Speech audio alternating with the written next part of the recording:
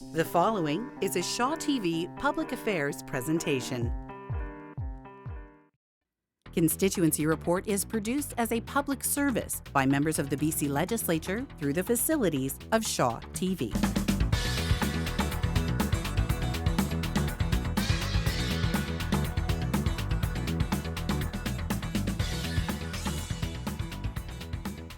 Welcome to Constituency Report on Shaw TV. My name is Jen Homewood, and with me in the studio today is your new Democrat MLA for Surrey Newton, Harry Bains. Welcome, Harry. Thank you for having me. It's been a while since you were last on the show. We are back in Victoria. The legislature is back in full swing. And the first thing I wanted to talk about was the throne speech, which was how we opened the legislature. What did you get out of the throne speech? Well, Jen, throne speech is about government setting their agenda for the coming session. And if you judged by this throne speech, which was completely hollow, there's hardly any agenda, hardly any direction where the government wants to go and take this province to. And I think it just shows that the government has run out of ideas, and they're just running from day to day on cruise and don't have any new ideas. How are we going to turn this economy around? How are we going to keep people in the forest industry working? Because we are seeing a lot of threats there, although there's some good signs from the United States, because the housing start in the United States is picking up. But because softwood lumber dispute coming up, which will expire in October this year, you hear nothing from this government. There's nothing in here. How are we going to make our healthcare delivery more efficient? There's nothing in here. How are we going to make our education system, especially in Surrey, where we have so many students in portables, which we'll talk about a little later. And when you look at the mining industry, you look at the resource sector, other than allowing our natural resources to be exported raw, but rather than giving incentives to our manufacturers to create more jobs and add value before we ship the raw resources out, there's nothing in there.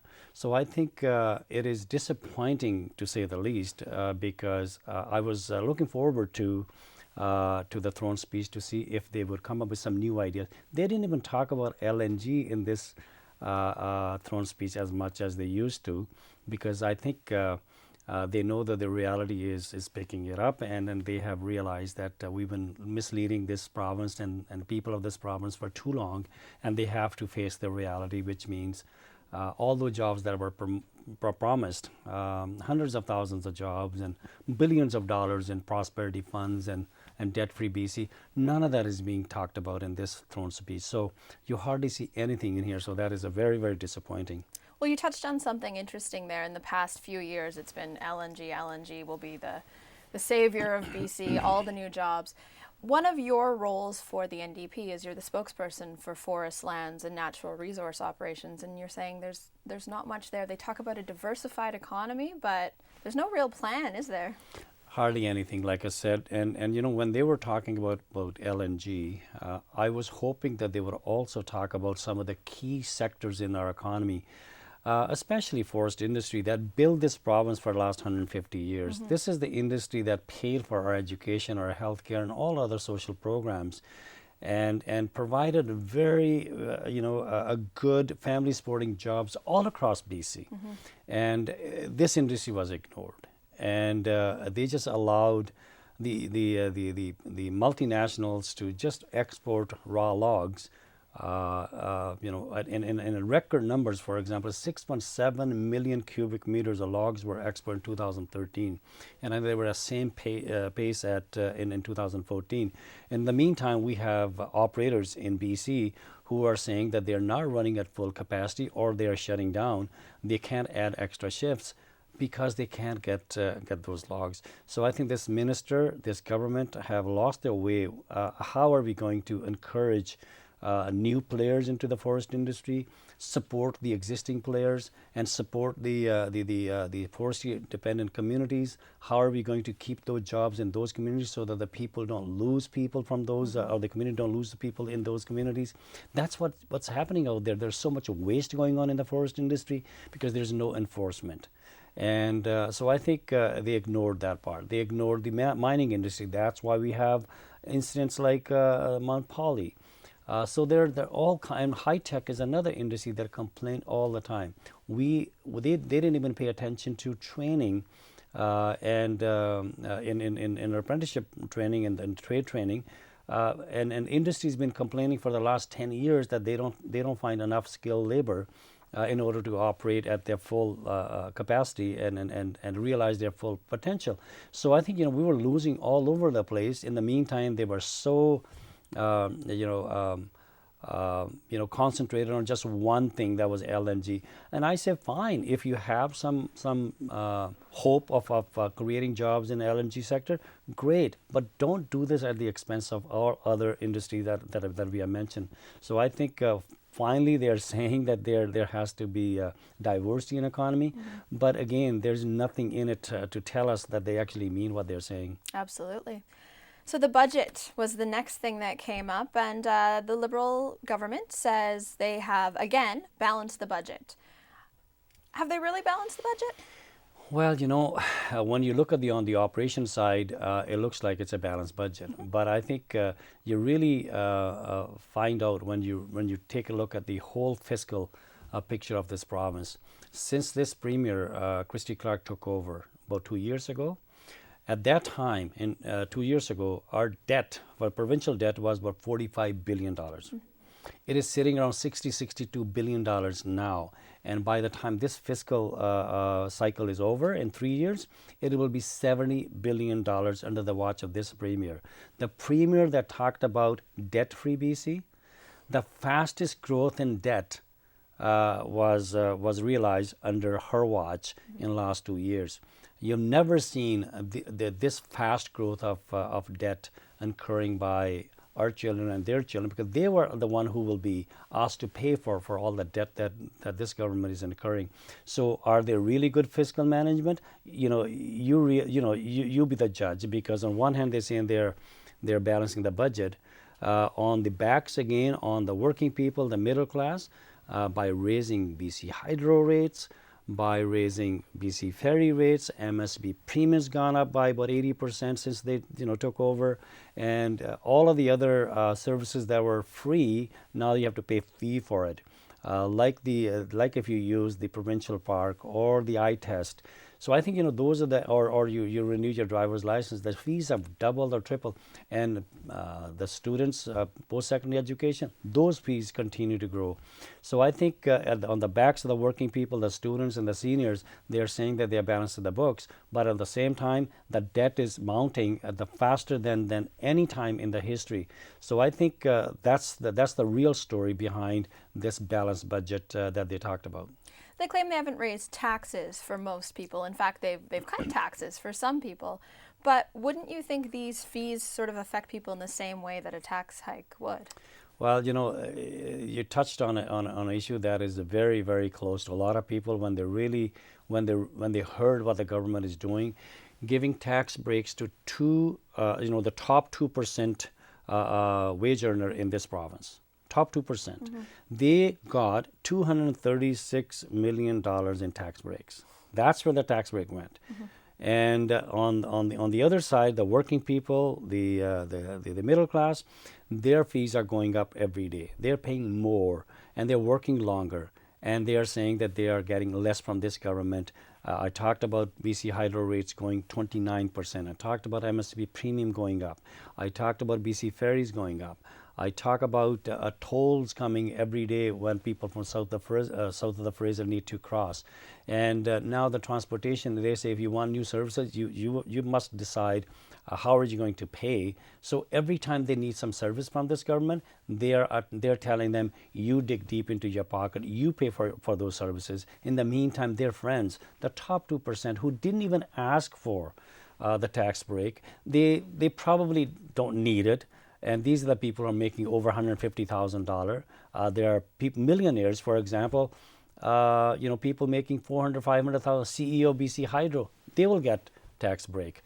CEO of Transland will get tax break. CEO of ICBC will get tax break. So all those, in the meantime, the people, the working people, the middle class, they're asked to pay more every day. So you can call it a balanced budget, but it's really at the expense of other services and people. At the expense of other people, middle class, working people, and by borrowing, for, so that our children will be paying. So on the backs of our children and their children and the working people in the middle class right now. I know one of the issues your colleagues brought up the other day was one of the Premier's other promises, which was a doctor for everyone in BC. And how's this promise going? Well, nowhere near, and they're not even talking about that anymore. So there are, 6,000 British Columbians who don't have a family physician, and then you go into the emergency ward because that's where they end up at the end of the day, and they're overcrowding in Surrey Memorial, for example. It's not uncommon to have 3, 4, maybe sometime 8 or 9 hours to wait in emergency ward before you see a professional. Or they're stuck in washrooms or in the hallways or in restaurants, Tim Horton. So those are the places where they are stuck. In the meantime, the tax break is given to the people that don't need it, and these are people at the top. Absolutely. So the spring legislative session is going to go on for a few more months. What are some other things that you can expect to see? What do you do in the House day in and day out? Well, I think we will be talking about why this government is not paying attention to some of the basic needs of British Columbians. Let's talk about south of the Fraser, in particular Surrey, and in my constituency, Surrey Newton. You take a look in this budget, there's hardly any mention about building more schools. We have 7,000 students in Surrey, in portables in Surrey right now. And there's no mention of new capital funding to build more schools.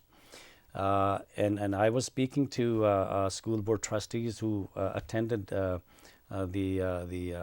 session when budget was introduced. They're saying those portables cost them $4 million in operating every year for 10 years. That's $40 million. That's one brand new school they could build. So the money is going down the drain. In the meantime, students are stuck in those portables, and they will never see. Some parents are wonder, will they ever see, their children will ever see a real classroom? And then you look at transportation issues. You hardly see any money announced for new transportation in south of Fraser.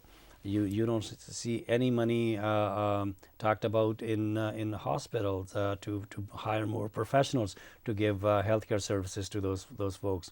There's no new money for to reduce crime in Surrey, because that's a huge issue in Surrey for extra police, and we'll talk about those a little later in details. But that's what's going on. Everything is missing that's needed for ordinary working people, and especially in Surrey and south of Fraser. Absolutely.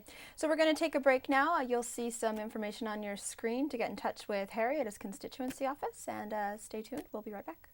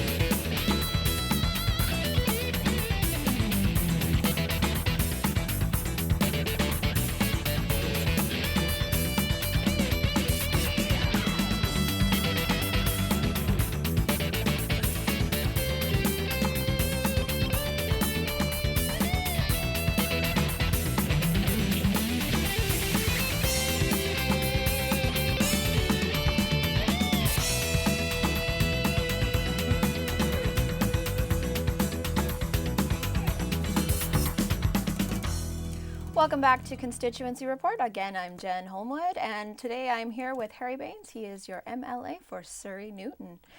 So before the break, we talked a little bit about what to expect in the upcoming legislative session this spring, and we touched a little bit on forestry, which is the area that you're a spokesperson for the New Democrats. But I know there was a little bit more to it. I know you wanted to talk a little bit more about how the government actually has been managing the forestry industry. Yeah, we talked about how the raw logs are allowed to be exported. And I might add, there is a timber export advisory committee that the minister appointed members on. These are experts from the industry. They are to determine whether the log export application actually meet the standard of surplus test. And last year, over 110 times, the committee decided that those requests did not meet the surplus test. And what the minister do? He overruled his own committee 110 times. I mean, that is a travesty.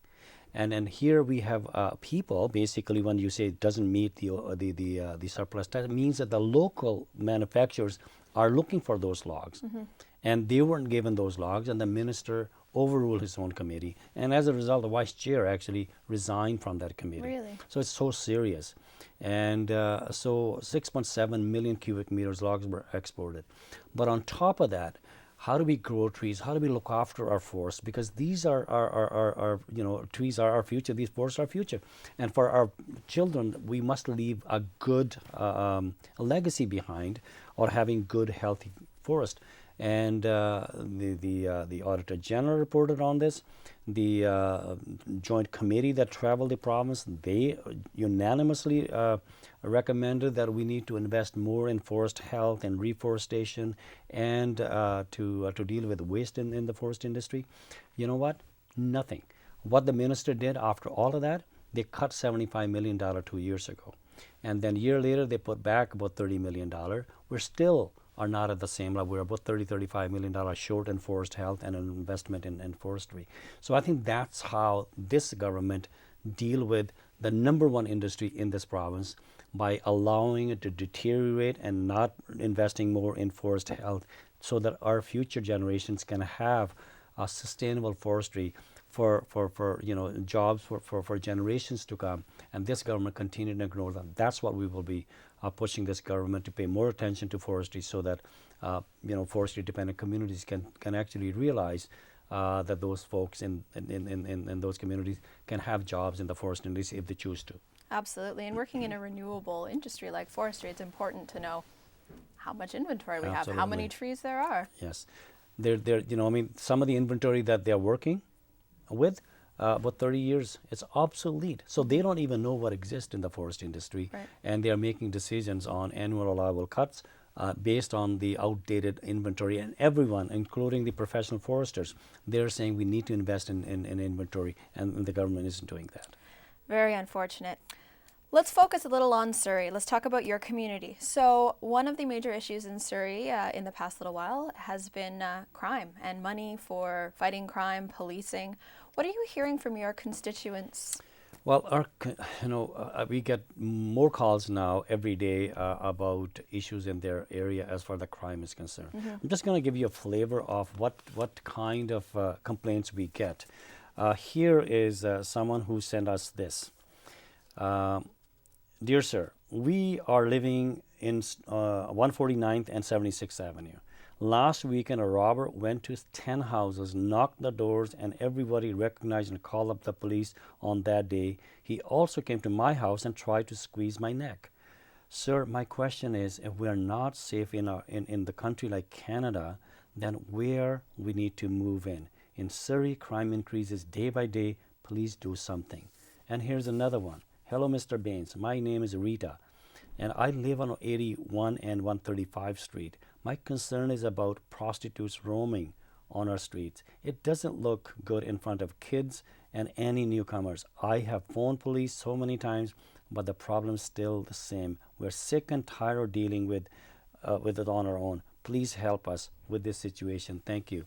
So I think these are some of the serious issues. These are the kind of complaints we get every day. Just to give you a flavor of what we face.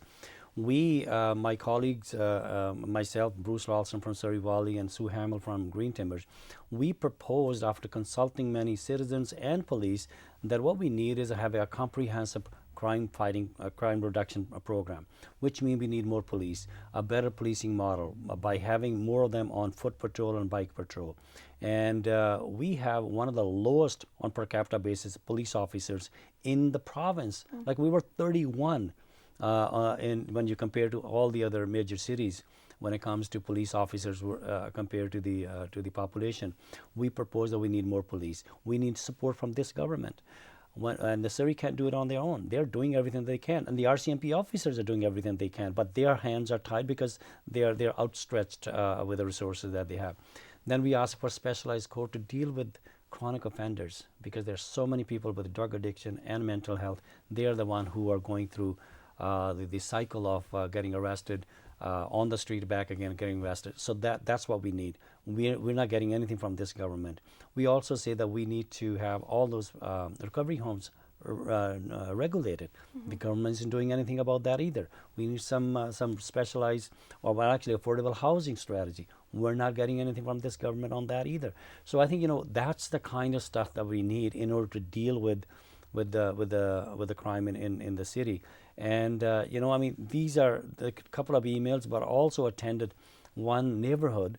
They have 31 homes in one cul-de-sac and 16 break-ins, including one home invasion. Wow. So I think that's the kind of stuff that goes on, and police is unable to tackle this issue because they don't have the resources that they need to deal with all of this.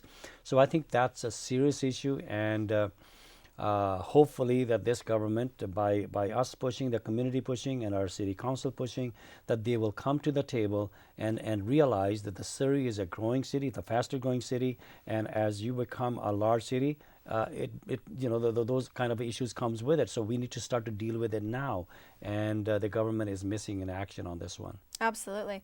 Another issue we touched on briefly before was Surrey Memorial Hospital, one of the busiest hospitals in the Lower Mainland, and there's some problems there.